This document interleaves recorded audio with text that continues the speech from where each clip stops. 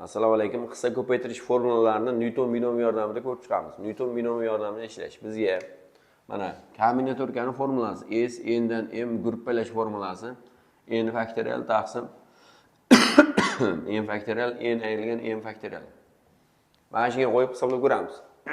Ya'ni mana shu kerak bo'ladi bizga. Masalan, bizga birinchi formula a plus b ning kvadrati berilsa, buni yozib olamiz.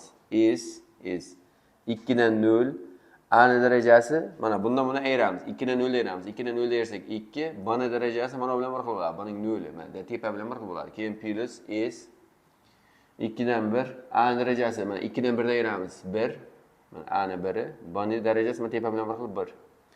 Keyin plus s 2 dan 2 a ni darajasi 2 dan 2 dan ayiramiz. 0, b ni darajasi tepa bilan bir xil bo'ladi 2 mana. Bu formulaning yoyilishi bu. Newton binomi bo'yicha. Endi buni hisoblab chiqamiz onalar. S 2 dan 0 deb hisoblaydigan bo'lsak, tepa nima bo'ladi? 2 faktorial pasi 0 faktorial, keyin n dan m da ayirsa, 2 dan 0 da ayirsa 2 faktorial. Endi 0 faktorial 1 ga teng, 2 faktoriallar qisqarib ketadi, javob 1 chiqadi bunda. Keyin s 2 dan 1, ya'ni 2 dan 1 buni altda koeffitsient hisoblaymiz. Buni altdan hisoblasak 2 faktorial taqsim 1 faktorial, 2 dan 1 da ayirsak 1 faktorial. Bu birlar qisqarib ketadi, tepada 1 kira 2 bo'ladi, tepa. 1 faktorial 1 ga teng, 2 faktorial 1 kira 2 ga tengda 2 chiqadi. Keyin s 2 dan 2. 2 dan 2 mana 3-chisini hisoblaydigan bo'lsak, tepa 2 faktorial pasi, yana 2 faktorial, 2 dan 2 ni ayirsak 0 faktorial. 0 faktorial 1 ga teng, 2 lar qisqarib ketsa javob 1. Demak, endi oldiga qo'yib chiqamiz buni. Demak, buni ishlaymiz, barobar, mana barobar. Mana 2 dan 0 mana hisobladik. 2 dan 0 nima chiqdi bizda? 1 chiqdi. Demak, mana yerga 1 qo'yamiz. A ning kvadrati mana oldida 1 bor, yozish shart emas. B ning 0 ham 1 ga teng, uni ham yozish shart emas. Demak, A ning kvadrati qoldi. Plus S 2 dan 1. S 2 dan 1 nima chiqdi mana? 2 chiqdi. Keyin A ni 1, B ni 1 degani shu A B degani. Keyin 2 dan 2 ni hisoblasak nima chiqdi? 1 chiqdi. Plus mana 1. 1 yozish shart emas. A ning 0 ham 1 ga teng, uni ham yozish shart emas. Shunda nima bo'ladi? B ning kvadrat mana. Ya'ni o'sha biz bilgan formula kelib chiqdi. A kvadrat plus 2a plus b kvadrat. O'sha Newton binomi bo'yicha chiqibdi. Endi bu kichkina darajada qiyinchilikdek tuyuladi mana. Kichkina daraja bo'lsa, ya'ni ishni ko'paytiradi. Ya'ni shunchaki yodlab olganda ma'qul yoki boyagidek Pascal uchburchagidan topgan ma'qul. Endi katta daraja bo'lsa yordam beradi lekin. Masalan, katta daraja bo'lsa, masalan a plus b ni 100-chisi bo'lsa, masalan buna e'tibor beramiz. A plus b ning kvadrati. Kvadrat bo'lganda nechta xat bo'laydi? Mana bitta xat, ikkita xat, uchta xat, uchta xat. Agar mana 3 bo'lsa, mana xadi nechta bo'ladi? 4 ta bo'ladi. Mana daraja 5 bo'lsa, xadi 6 ta bo'ladi. Agar daraja 7 bo'lsa, xadi 8 ta bo'ladi. Demak, mana 100 bo'lsa, xadi nechta bo'ladi? 100 bitta bo'ladi. 100 bitta. Endi xulosa qilamiz. Mana 2 dan 0 nechinchi xadi? 1-chi xadi. 2 dan 1 nechinchi xat? 2-chi xat. 2 dan 2 nechinchi xat? 3-chi xat. Shundan xulosa qilamiz mana. Ikkinchi xatni mana birinchi, bu ikkinchi. Ikkinchi xat topayotganda darajada 1 turadi, ya'ni bitta kam. Mana uchinchi xatni topayotganda mana uchinchi xat mayli nima turibdi tepada? 2 turibdi. O'shandan hisoblaymiz. Masalan, mana shuni so'raydi. 85-xadi nima deydi? 85-xadini toping desa, mana shuni. 85-xadini toping degani nima degani? Mana shuning 85-xadi qanaqa bo'ladi? Buni 85-xadi xo'p, mana S bo'ladi. 100 deb yozib olamiz. Mana bunga o'xshab. Mana 2 deb yozib olganmiz, Pascal darajasi 2 bo'lgani uchun 100 deb yozib olamiz. 85-xadi degani bitta kam bo'ladi. Nimadan bitta kam bo'ladi? Mana. Buni birinchi xat. Birinchi xat bo'lganda nima turibdi tepada? 0 turibdi. Ikkinchi xat deganda 1 turibdi, ya'ni bitta kam bo'ladi. 85-xat bo'lsa, demak mana yerda 84 turadi. Mana shu shunda 85-xat bo'ladi. Keyin A ning darajasi nima bo'ladi desam, bundan buni ayiradi mana. 100 dan 84 ga ayiradi. 100 dan 84 ga ayirsa nima bo'ladi? 16 bo'ladi. B ning darajasi mana bilan bir xil bo'ladi. Bu bilan bir xil degani 84 ning o'zi. Mana shu nechinchi xat desa, mana shu 85-xat. Mana 100 dan 84 qanday hisoblaydi desa, mana formula qo'yib hisoblaydi mana. Mana yerga nima qo'yadi? 100 faktorial, mana yerga nima? 84 faktorial, mana 100 dan 84 esa 16 faktorial. Ya'ni hisoblasak mana shuni. S 100 dan 84 ni hisoblash kerak bo'lsa, bu nima bo'ladi? Tepa 100 faktorial bo'ladi. Taqsim pastda 84 faktorial bo'ladi. 100 dan 84 ga ayiradi. 100 dan 84 ga ayirsa 16 faktorial bo'ladi. Demak, mana shuni oldiga mana shuni qilib qo'ysak bo'ladi. Endi buni hisoblab bittalab hisoblab o'tirmaymiz. Mana shunday turadi oldida. Mana shu 85-xat.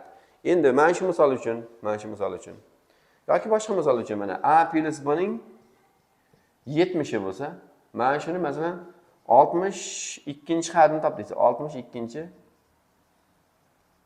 hadini toping desa, 62-chi hadini topish uchun yoza olamiz buni. S 70 dan deymiz, 62 bo'lsa menga 61 yozamiz. Ya'ni bitta kam bo'lish kerak-da. Nega desa, mana 85 bo'lganda ham 84 bo'lyapti. Demak, 62 bo'lsa 61. Agar 61-chi had bo'lsa 60 bo'ladi. Endi A darajasi bundan buni ayiraman. 70 dan buni ayiraman. Xo'p, 70 dan 61 da ayirsam necha qiladi? 9. Keyin B darajasi 61 bo'ladi. Bo'ldi. Mana shu nechinchi had desa 62-chi had deyiladi. Mana buni hisobladi desa, mana S 70 dan 61 da hisobladi deydigan bo'lsa, S 70 dan 61 hisoblash bu mana formulaga qo'yiladi. Demak, tepa 70 faktorial, pasti 61 faktorial, keyin 70 dan 61 da ayirib olamiz. Shunda 9 faktorial kelib chiqadi. Ya'ni mana shuni oldida turibdi degan. Endi kubini ko'rib chiqamiz mana. A plus B ning kubi bo'lsa, Newton binomi bo'yicha S 3 dan 0 bo'ladi. A ning darajasi 3 dan 0 deymiz. 3, B ning darajasi tepa bilan bir xil, B ning 0.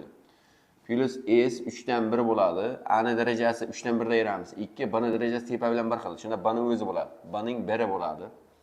Keyin plus S 3 dan 2 bo'ladi. A ning darajasi 3 dan 2 ni yersak, men hisob ketdi. A ning o'zi, keyin B ning darajasi 2 bo'ladi. Mana tepa bilan bir xil bo'ladi. Keyin plus S 3 dan 3, A ning darajasi 3 dan 3 dersak 0, B ning darajasi tepa bilan bir xil 3 mana. Mana shunaqa bo'ldi. Newton binomi bo'yicha yo'yapmiz.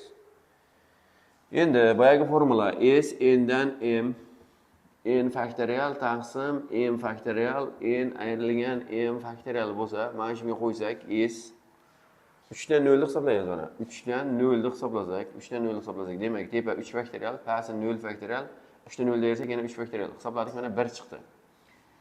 S 3 dan 1 bo'lsa, tepa 3 faktorial, taqsim pasti 1 faktorial, 3 dan 1 dersak 2 faktorial. Bu 1 2 3, bu 1 2 ketadi, hisoblasa 3 chiqadi. S 3 dan 2 bo'lsa, S 3 faktorial, xo'p, 2 faktorial, 3 dan 2 ni dersak 1 faktorial. Buni hisoblasa, mana bilan bu bir xil mana. Bu 1 2 3, bu 1 2, bu 1. Hisoblasa 3 qoladi.